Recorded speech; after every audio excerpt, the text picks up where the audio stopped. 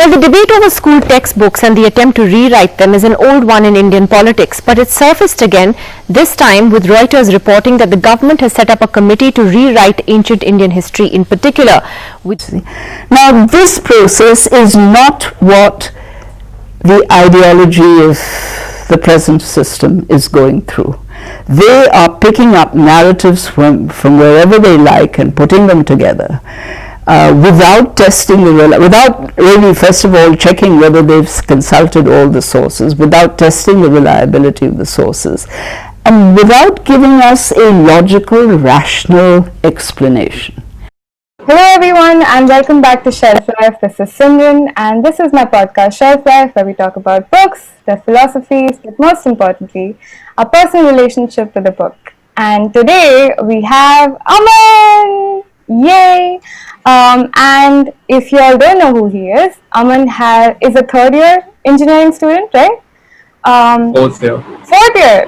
In the end game now, Okay. yes. He's a fourth year engineering student, and but that's not the cool part about him. The cool part about him is that he has two podcasts, and one of them is called Rookie Numbers, and it's got all sorts of gaming information. And I tried listening to some of it, but I didn't really get too far. But it was still a lot of fun. So props to you for that. And he has another one which is called Inside India, and he talks about the history of India, right? And it's pretty cool. Yep. So I'm pretty happy to have you here. And tell us more about yourself. So my name's Aman, as Simran very rightly mentioned.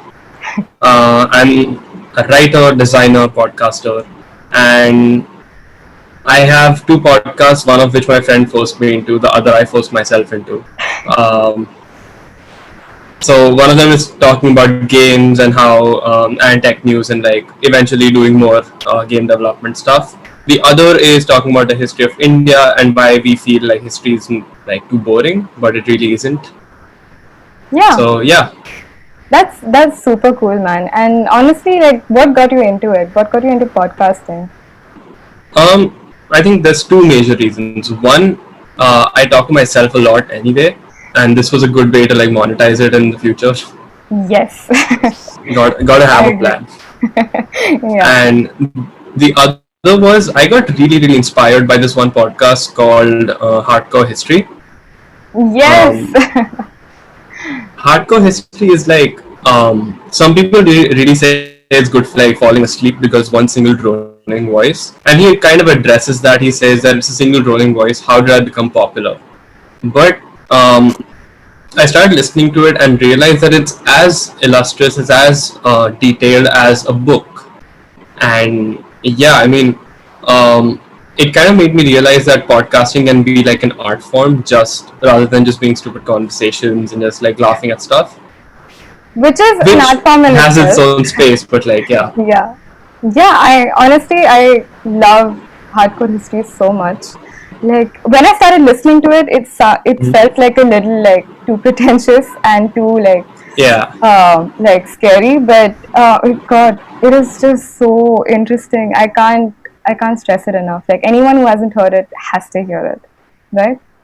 I remember their first the first episode I ever heard was the first World War I episode, where he takes 65 minutes to explain how the World War I started. Yes. Oh my God. And since then I've been telling that story to everyone and impressing everyone in my family, just going, yes, this is how the World War I started. I know it. Yeah, I agree. But honestly, before we get into the history part of the podcast, I wanted to just talk to you about why did you start reading, and just what was your earliest memory of reading, and why did you get into books? Just tell me. I remember I started reading in 6th or 7th grade, properly. I used to like books before, but it was only books that I could read in one go or whatever. But I remember reading books there was this book of short stories by Sudha Murthy, which I really liked growing up. Mm-hmm. And after that, my dad got a job in Hyderabad, and he used to travel every week. And every like coming back home at the airport, he used to buy one book from the airport and bring it back to me, and I used to read it in the week because I was waiting for the next one. And I think I've read more books in that year than I have read almost ever. Oh my God. How So old were you? I think that's what really got me started into reading. Everything from like 10, 11, 11-ish. Uh-huh. Yeah. Yeah. Honestly, I was talking to a friend once, and she said that when she started reading, like she started reading quite late, like she was probably 15 or something when she started reading. And once she started reading, the books that she really liked, she kind of adopted the characters as herself. And then she almost couldn't differentiate like who she was as a person versus what book she was reading and what characters she liked. So I honestly felt like that was a little crazy, but I kind of relate to it too. Do you think that happens to you as well? Sometimes, like, I need to find a book that's actually like good enough, or like a book that is like moving enough for me to really like relate with it. But there are a couple of books that made me feel like not in the same way, but just made me feel like I want to be this person, or just I want to have this skill that this person has. And I think it started with The Godfather when I read it the first time. Oh my God, yeah. And How I old were thought you? I just want. I was pretty old. Like I was 17. I read it pretty late. Okay. But when I read it once and then I read it again. Like when I was 18, and I realized I just want the clarity of thought that all the characters have, and which was just an extension of thinking. I just want the clarity of thought that the author has, because yes. it was so well written. It was, every time I read the book, I marvel at how much is fit into the book. Yeah, definitely. Yeah, it is like a masterpiece, and I totally understand. Do you feel like the movie does? This is like a side note, but do you feel like the movie does justice to the books? As a rare occasion, yes. I feel like Godfather, as I imagined it the first time I read it, I had not seen even a single frame of the movie when I read it. So when I watched the movie, it was almost exactly like I had imagined it. So for me, I felt like this was like one of the most accurate movie adaptations that I've ever seen. But especially Godfather Part 1. Part 2 and 3 go into books, like go into the other Mario Puzo books. And like it kind of drifted away from the main book for me, but like the first movie was spot on. Yeah. Like moving on from this part of, just why you got into books and everything, why history? What interests you about history, and why do you feel like you gravitate towards this genre more than anything else? History is one of those things that you read for the first time and think this is boring, and that's because you read it for the marks. You read it because it's in your like 7th grade, 8th grade portion, and you need to mug up these 2 paragraphs for an exam. And it just kind of becomes a journey of how much can I remember. It's all about the dates and what happened on those dates rather than really the story. So I think I read a couple of books. Like I read Bill Bryson's A Short History of Nearly Everything. And after reading that, I thought this is a very different take on history. Like this is unlike anything I've ever heard, like that has history in the name. And it wasn't even really like a specific history. It was just the history of this science or the history of the earth. And it kind of explained how even in the sciences, even in any kind of science or art form, or like you take the history of people and it's always going to be bound by emotions more than just facts. And it like drives through the point that in the end, a lot of the big inventions in the world probably wouldn't happen if it weren't for the egos of 2 people clashing at one point, which is a crazy thought.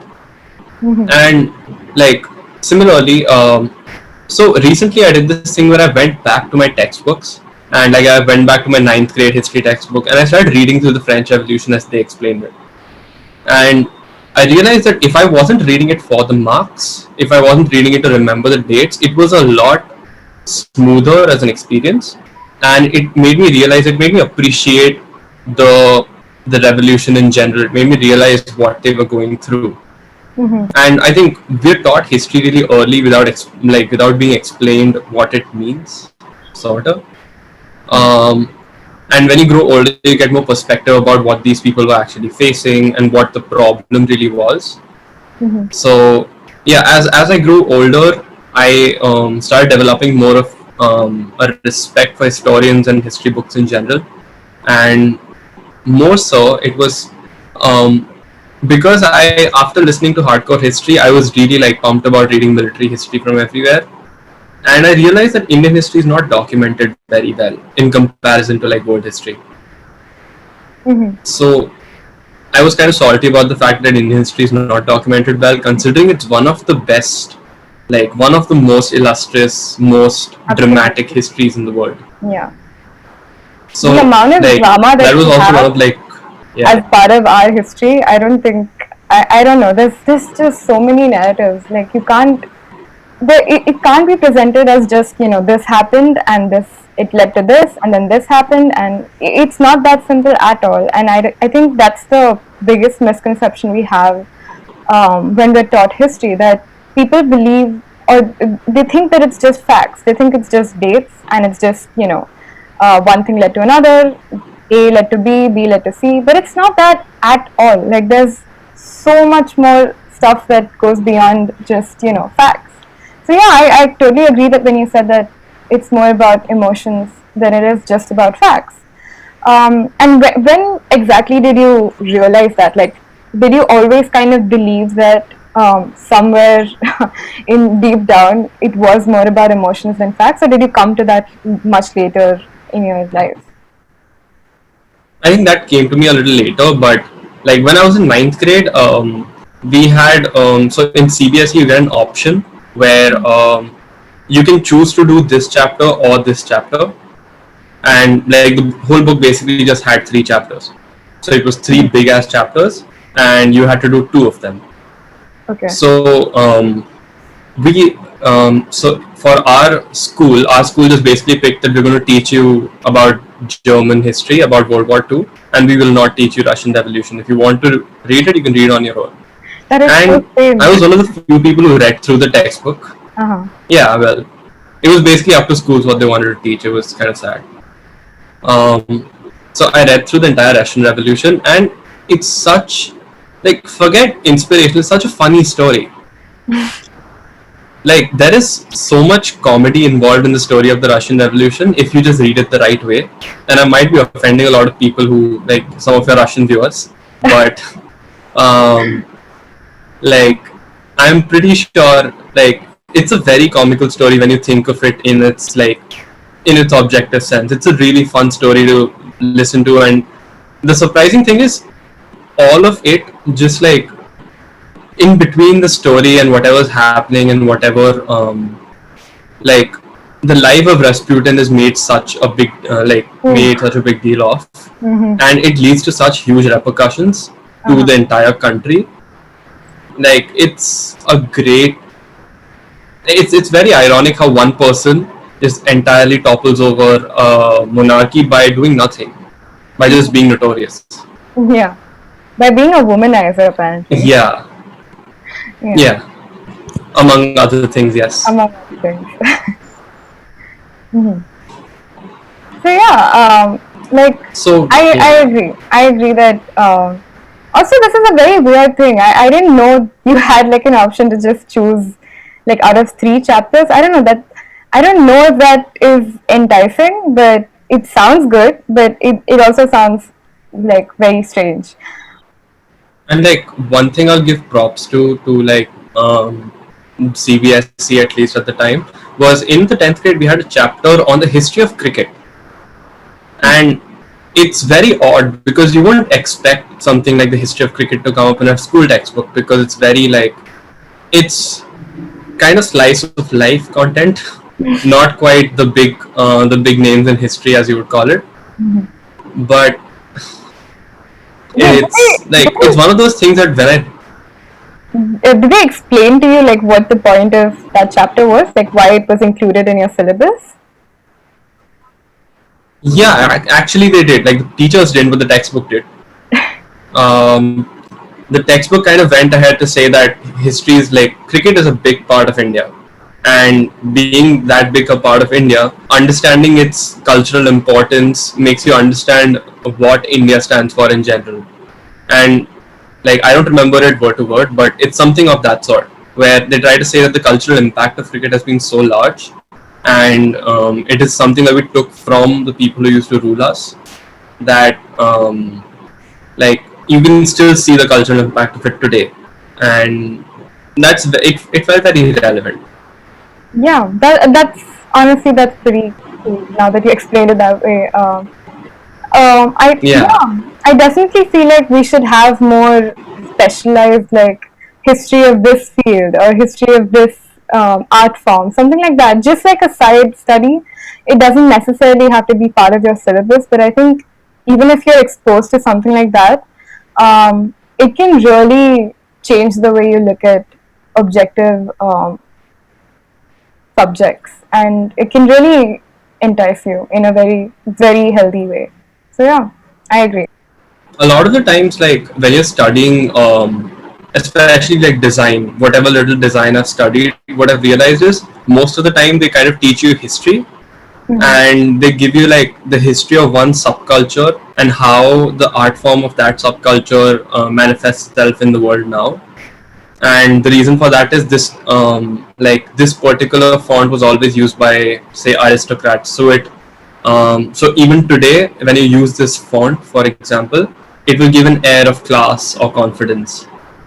So the amount of subliminal messaging that's involved in design comes really like in large part from history, and which is why I feel like history is basically everywhere.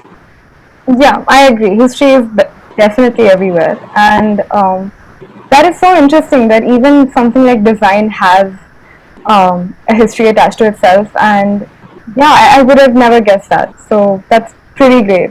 And moving on to like our segment where we talk specifically about books, I wanted to start it off by just like talking about what my first experience reading like a book that had anything to do with a historical event was like.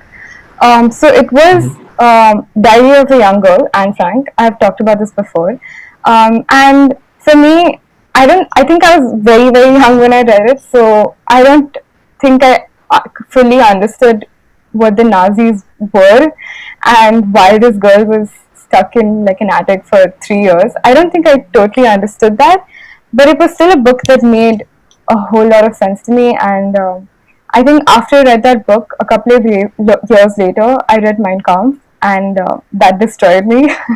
So I was like, okay, this is gonna be fun. Then I started understanding. I started looking at Diary of a Young Girl in a completely different way, and I felt like a lot of emotions that I missed when I was first reading that book sort of just came back, and came back in a really like it came back like a bus. So that was my first experience like reading any book that had anything to do with like a real event that happened in history. What was your experience with that? Like what was the first book you read? I think I'll have to agree with you on like the first book I read was also Diary of a Young Girl by Anne Frank. It was firstly it was like required reading in our school.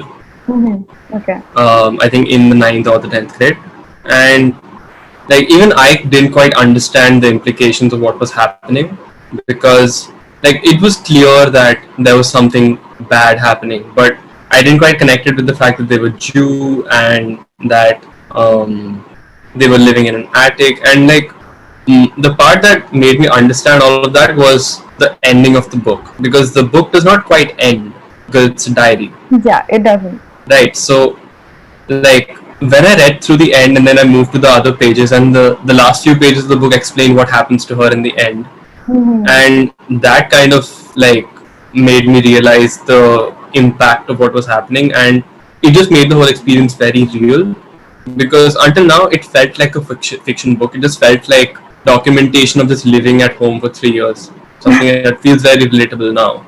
Yes. But like it just made the whole thing so real that she was not just living at home, stuck in an attic.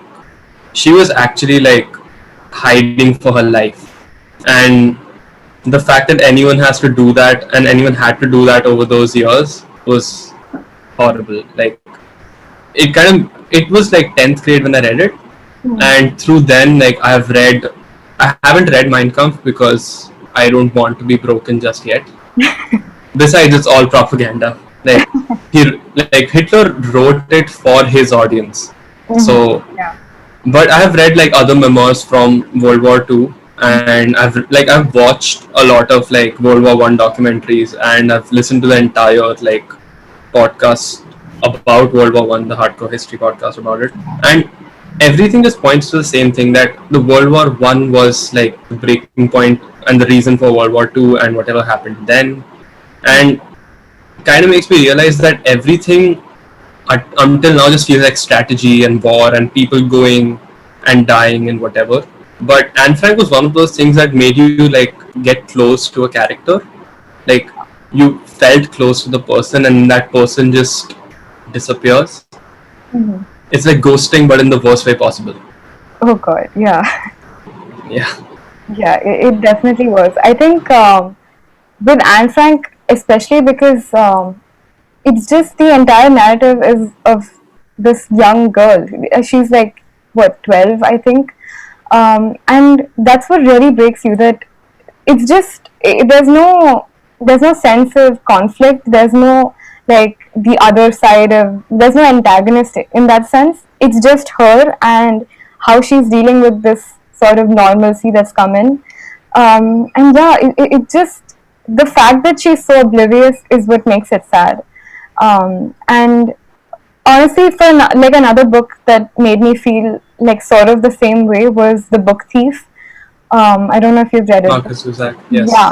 Yeah, and that book, when I read, I sort of had the same kind of like feelings, where I was just like I don't get how someone so delicate, someone so young and so oblivious could be subjected to so much horror and not even realize it. So yeah, that was another book for me. Like I think very recently I read this book called Six Graves in Munich, and it's a book by Mario Puzo. He wrote it under a different name, and it wasn't found until a long time later. So it's one of those rare books I really like collecting. And I read that book, and it was it was a story from like 1945, 46. It was also like post World War, and I don't quite know if it's based on real life events, but it's technically fiction. But he goes through the journey of this one guy who lost his wife and his child, and because of Nazis. And after the World War, he's going after them. He was basically an army general who lost his wife and child to the Nazis, and then he's going after the Nazi generals who are after him and killing them. But a lot of the times, the author goes back where he takes like a dream sequence or something like that, and takes the author back to the time when he was getting tortured, and the time when he was in like a solitary cell with his wife and his kid in another room where you could hear them scream, Oh God. and the kind of like pain he was subjected to just to give them like information and codes and everything. And you kind of realize that the entire book was very short, but the kind of emotion that the author wanted to get across was so strong that it did not need too many words. You just understand it from like, he set the scene once and I didn't need to be told again.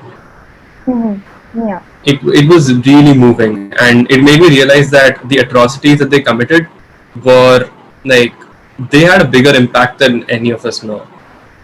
Definitely. Yeah, I agree. And I think what you talked about, historical fiction, right? That's a genre in itself, and it's pretty popular. Yes. And I don't think I came like into it.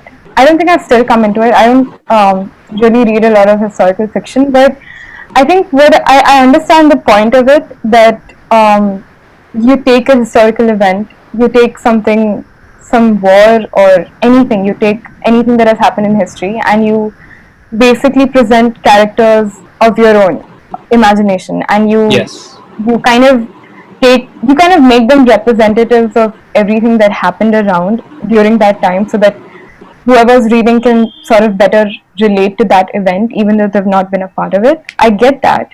But I also feel like the point of these books is that I think they make you kind of look at life also in a different way. They make you really look at life in the way that, okay, this is something that has happened, but the point is that this can very well happen again. And what do you do post that to stop it from happening again? And I think that that's what I feel when I read historical books, that there's this sense of what will I do if this happens again, if I am in this situation. And also, like, there's been a lot of talk about how historical fiction is sort of manipulative in its sense that it takes some real life event and tries to create fictional characters so that people can relate better to it. But do you have to relate to it or not? There's like a lot of discussion on that in itself, but yeah, it's a pretty like debatable thing for me as well, that when I read, or if I start reading historical fiction, I feel like I will try to relate to it, which possibly I shouldn't be, because it's not my position to be relating to it. So yeah, there's a lot of gray area there, I feel. Yeah. I think the original intention of historical fiction, at least for some people, was the thing about the truth is that it can be boring at times, and like at times, reading through a memoir or reading through just documentation of what happened can get boring, or even like too much to handle at times. So, like, creating historical fiction kind of puts a more palatable face to the tragedy or whatever happened. Like, if we talk about tragedy, that's generally the case. You kind of try to tone it down to explain what you should have done instead, or whatever, or something like that. But a lot of the times it's also like a move to earn, like, there is a sense of monetization to it when you take history and you put characters into it, because the premise is set for you, the background is set for you. All you have to do is build a character who will fit into this universe. So it does take away from creativity a little bit, but I feel like there is, like, I think there's some good spirited historical fiction out there which just tries to like give you a sense of what it was like to be there. Yeah, I think. And yeah. I'm not sure if the book that I'm going to talk about now is historical fiction or not. But I think the one that I read that came close to that genre would probably be Shashi Tharoor's Great Indian Novel, where he talks about the Mahabharata, but he has characters that are very, very human, and he takes creative liberties to make them human and to make them do things that are not necessarily written about, but he's building their characters up so that it justifies what they're doing. So I think that kind of creative liberty kind of still flies, because there's no documentation to like prove or disprove it. So that was one book, and honestly, just in itself too, it's a pretty great book. And yeah, I think we're going to be talking about Shashi Tharoor a lot because I personally love him. So yeah, very happy to talk about that. Yeah. Like, talking about the Mahabharata, honestly, that is a great example of, like, I don't know if I need to call it fiction or history or mythology, but let's take any of the words here. Mahabharata, if nothing, was honestly the best example of storytelling that I have ever seen. It had everything that you would want in a perfect story. It follows a perfect 5-act structure, and even if you look at it like objectively as a book, it's a perfect book. Yeah. And I think a lot of the times people interpret the Mahabharata in different ways to make the characters seem more human and more human-like, because you take a character like Arjun or someone like Krishna. The main problem with them is that they are made so holier than thou because of how their general reputation is. Reputation, for the lack of a better word. Like, that is why a lot of the times their actions seem inexplicable. And like, even in the book, a lot of the times, what Krishna says to Arjun can mean two entirely different things to some people. Yeah. So to just bridge the gap between what you understand and what I understand, a lot of people take creative liberties and like build their versions around it, which I think is what Shashi Tharoor has done with the Great Indian Novel. Yeah. Yeah, and I feel like I think he sort of wanted to intentionally stray away from the whole, the godlike aspect to it. The fact that Indians have a history of revering these gods and hanging them up on their walls and all of that. I think he wanted to stay away from that and focus on these people as just people, which is really interesting. Like, I don't think I've read another book where you take possibly like a godlike figure and try to make them more human, except maybe Madeline Miller writes a lot of like Greek mythology, and she makes these Greek gods out to be humans and have human stories and really flawed characters and all of those things. So Madeline Miller is probably another writer that I've heard who does that stuff.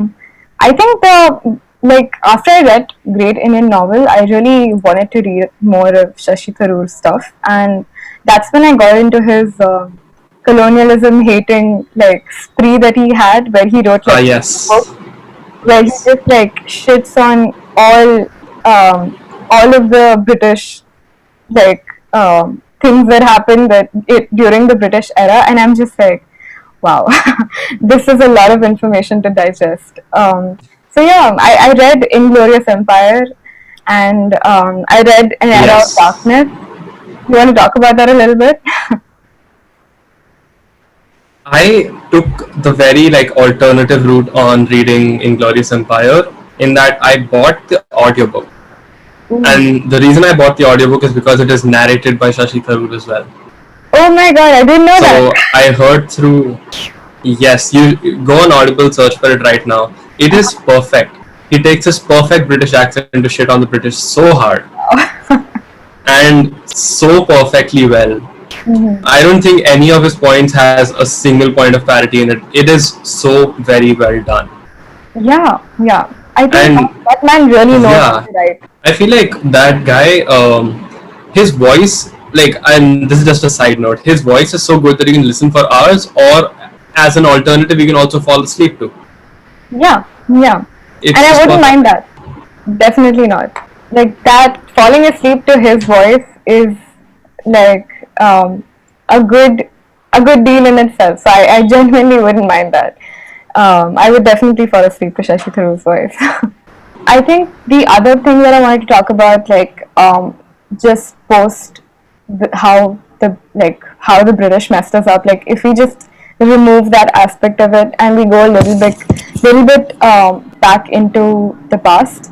I think another thing that really interested me without the whole colonialism thing was just reading about the Mughal Empire, and I think I've started to do that more. I still haven't found like a lot of books that I can go back to and read again, because the Mughal Empire is something that we learned in school, and honestly not the best way to learn it. But the one book that I want to recommend would be William Dalrymple's The Last Mughal, where he just talks about Bahadur Shah Zafar's reign and the kind of leader that he was and all the things that he did and didn't do. So yeah, like that's one book that I wanted to definitely recommend. Like, have you read anything about the Mughal Empire in itself? I actually have not. All my knowledge of the Mughal Empire comes from two things.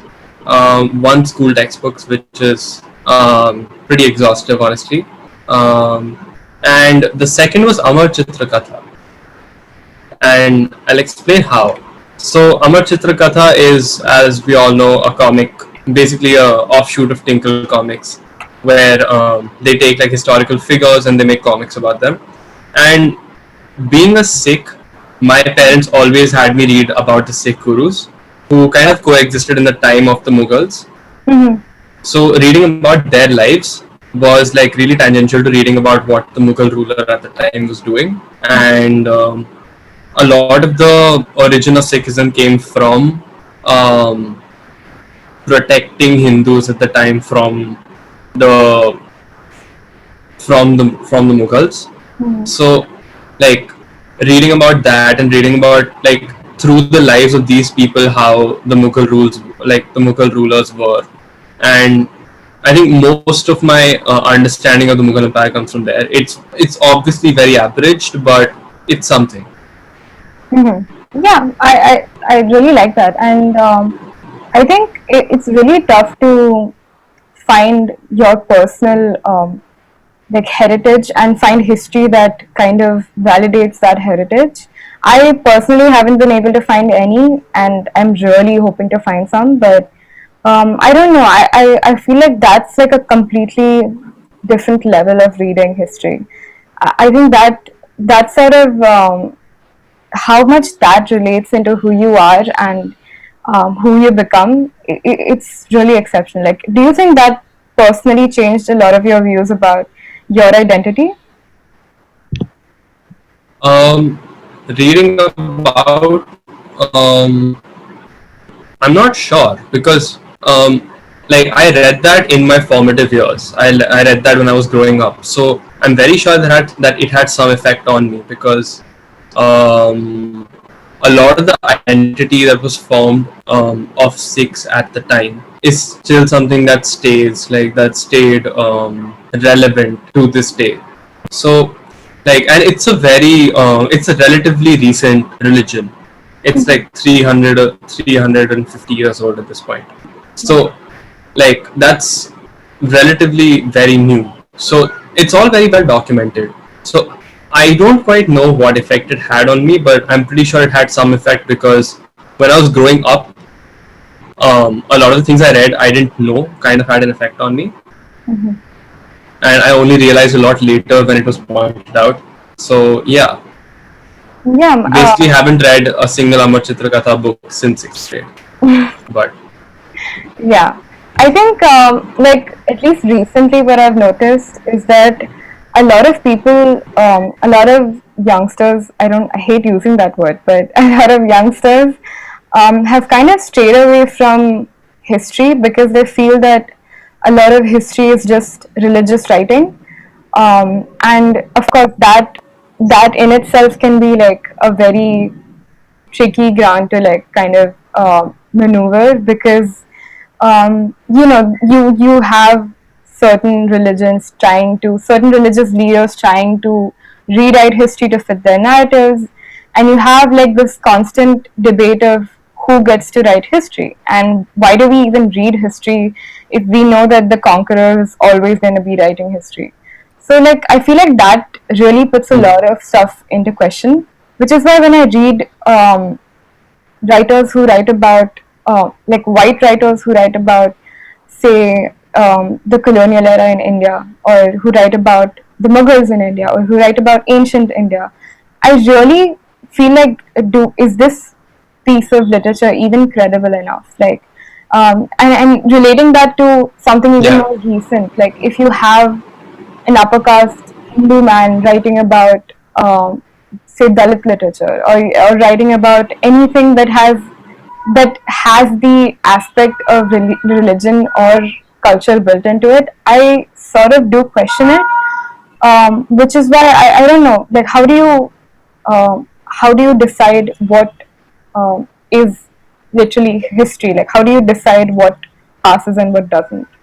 that's a very like that's a very difficult question to answer because forget like the kind of like forget religion, like there is so much difference in the kind of history that Indians and Pakistanis are taught just by the virtue of being in that country.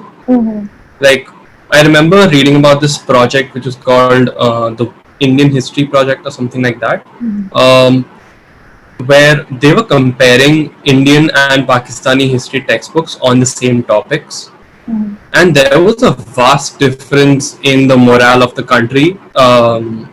Like there was a very, very big difference between the morale of each country in each other's textbook. Basically, in Pakistan's textbook, they won everything. They were the right people. In India's textbooks, India was the right party to do everything. So, Yeah. as Indians, we've grown up learning all of this, and as Pakistani students over there, I'm sure, have learned that version of history, and I've learned that. So at this point, who even knows what happened 60, 70 years ago at the border? Like, at this point, everyone has written a different version of history, and the only thing you can do is get a taste of all of them and pick and choose what you think is right. So I think you need more books like that where it's not just a single narrative. You have multiple aspects to it. So yeah, and I don't think we have enough of that. We definitely don't. Yeah, and especially with like historical non-fiction, so we definitely don't. I think they all serve like one purpose, and that's about it to it. At this point, I think the amount of research you need to get into history of any form is very immense, because one, there is so much already out there which people either don't believe or believe so much that it's hard to change their mind. That you really have to come up with the right perspective, the right narrative, and the right means for proving or convincing others to do anything that would really make a difference. Like, yeah, I mean, it's kind of difficult to write history. I definitely applaud anyone who is able to write historical nonfiction. Yeah, I agree. And there's so many people who try to write their own histories, their own experiences, and they don't necessarily use facts. They don't necessarily use statistics to, talk about what they went through. But their work is just as effective as someone who's writing historical nonfiction, right? Someone like Ramchandra Guha or Shashi Tharoor. Like there's Manto and Preetham, Amrita Preetham, and a lot of like other writers who wrote specifically about the partition and post-partition. There's Salman Rushdie, there's Arundhati Roy. There's so many people out there who don't necessarily rely on facts, but so you know that there is that level of credibility is not there. But you understand where they're coming from and why they're writing the way that they are. So yeah, I agree that we need all sorts of writers out there. And is there like any specific book that over the years that you've read that really stood out for you when it came to the way that you look at history and the way that you relate your own personal history, maybe the way that you look at everything that you've possibly been through? And is there one specific book that stood out for you? There is one book, in fact. It's called The Patient Assassin. Okay. And I don't remember the name of the author. I'm trying to think, but I cannot. It's called The Patient Assassin. It's about the Jallianwala Bagh massacre, and it talks about the journey of the one survivor and how he waits for 30 years and for 20 years, and then he kills Sir Michael O'Dwyer in London in front of the British High Court. It's a marvelous story. It's a story of courage. It's a story of actually surviving through that. And it comes from like this person, the person who wrote this book. She researched about it from like her grandfather was in the massacre. He just went out right before it, and when he came back, everyone he knew had died. Oh my god. So, like she talks about how, like, what the story of this person was, and it cleared out so much for me in history that I had never been taught before. We've been taught the Jallianwala Bagh massacre so many times in school, but I've never seen it put forward so eloquently and explained with the reality that it was, that the governors did not care what happened to Indian lives. the person who, like, the general who did it was retired from duty, but that's literally all they did. And the fact is that if they wanted justice at the time, justice would only come if they were to snatch it from them. And the emotion behind it was only clear, the intent of the British was only clear after I read through that book. And it made me realize that sometimes I used to think that the British, with all their flaws, have done some good things in this country, is a view I used to have at some point. And after reading that book, I realized that no. Then when a group of people just come into your country and decide that Indian lives don't matter, those people are not here for any good, not any good of yours for the very least. So it made me realize so much about the history of India and why we are as we are as Indians, and it's kind of changed me for the better. It's made me take more pride in being an Indian, sort of. It definitely does relate to where we are right now, where there, I wouldn't say it's a similar kind of situation, that we are in a lot of ways looking at an oppressor who is trying to control us, but in a lot of ways we realize that it is so close to being there, and we are so close to that future, and that is true for any sort of period, right? It's not just now. We could be close to that reality anytime, anywhere. And when you look at where we come from and where we might be going, it's very, very scary. And I think we really need to take note of that if we need to change things around us. So yeah, I agree.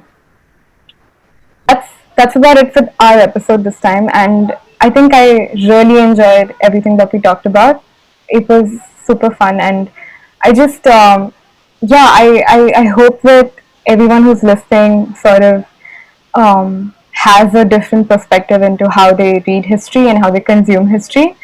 And I hope that we like change the way that they do some things and the way that they consume certain stuff. So yeah, I really enjoyed this, and I'm so glad you were here.